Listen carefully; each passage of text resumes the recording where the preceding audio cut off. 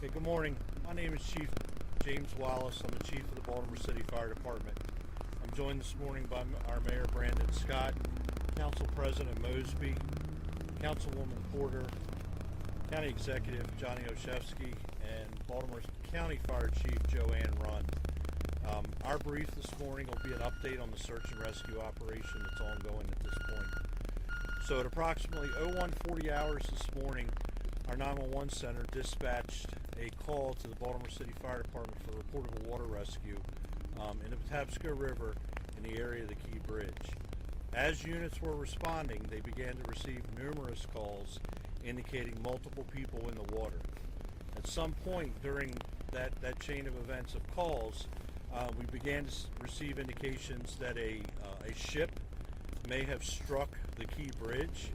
We got further information through multiple calls that the Key Bridge, portions of the Key Bridge had actually collapsed.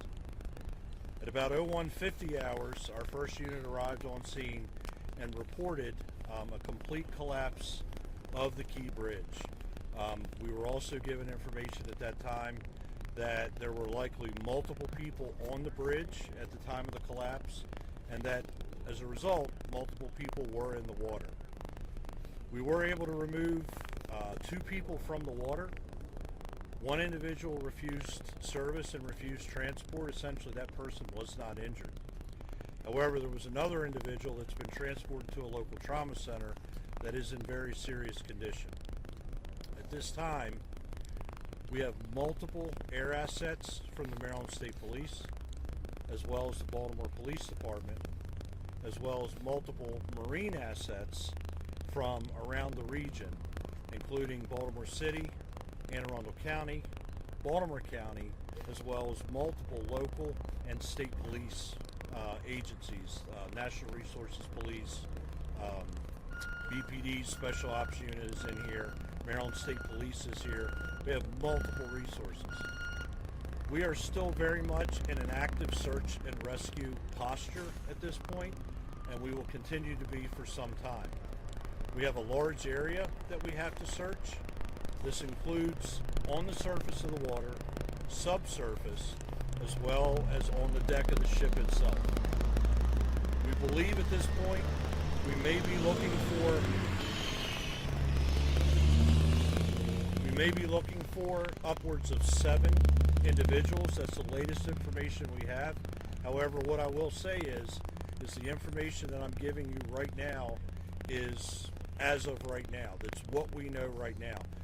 This is a very large incident. It involves a very large footprint. Multiple agencies are operating. Therefore, information is subject to change as we get more intel and as our crews work through the morning. Over the next 8 to 12 hours, you can expect to continue to see our air and maritime assets functioning out on the water and in the air above. We need to do damage assessment of the ship itself before we can board that ship. And we need to continue our subsurface search, which is including different types of sonar. We have side scan sonar. We have other sonar capabilities here. We have underwater UAVs that we're working with. And throughout the night, we've also been working with infrared technology, both from the air and on the water surface. So I'm going to wrap up here with just saying this continues to be a search and rescue operation. It continues to be a very dynamic operation with multiple local, state, and federal resources involved. With that, I'm going to turn it over to our Mayor, Mayor Brandon Scott. Thank you, Chief. Everyone, this is a unthinkable tragedy. We have to first and foremost pray for all of those who are impacted, those families. Pray for our first responders and thank them, all of them working together, city, state, local, to make sure that we are working through this tragedy. This is an ongoing active research that we're having right now. We're going to continue, as you heard from Chief Wallace, throughout. As long as we have to be doing that, we will do it. But we have to be thinking about the families and people impacted, folks who we have to try to find and save. This is what our focus should be on right now. We're going to continue to work in partnership with every part of government to do everything that we can to get us through the other side of this tragedy. And with that, I'll turn it over to County Executive Olszewski. Thank you, Mayor Scott. I think we all awoke this morning to an unspeakable tragedy. As the mayor indicated, we know that there will be families and individuals impacted by this, regardless of what happens the rest of the way out. So I would just echo the mayor in lifting up prayers for those who are impacted, but also ask that our residents pray for our first responders. They have been on scene since very early in the morning, not only conducting initial search and rescue operations, but planning for additional ones as the sun comes up. And the work that they do cannot be understated. And I want to just thank them for all that they are doing and will do in the hours and days ahead. We know that we have a long road ahead, not just in search and rescue, but in the fallout following this.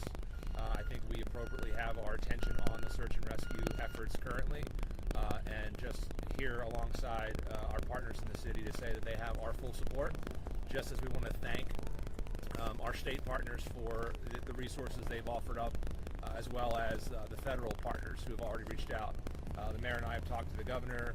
We've heard from the Secretary of Transportation.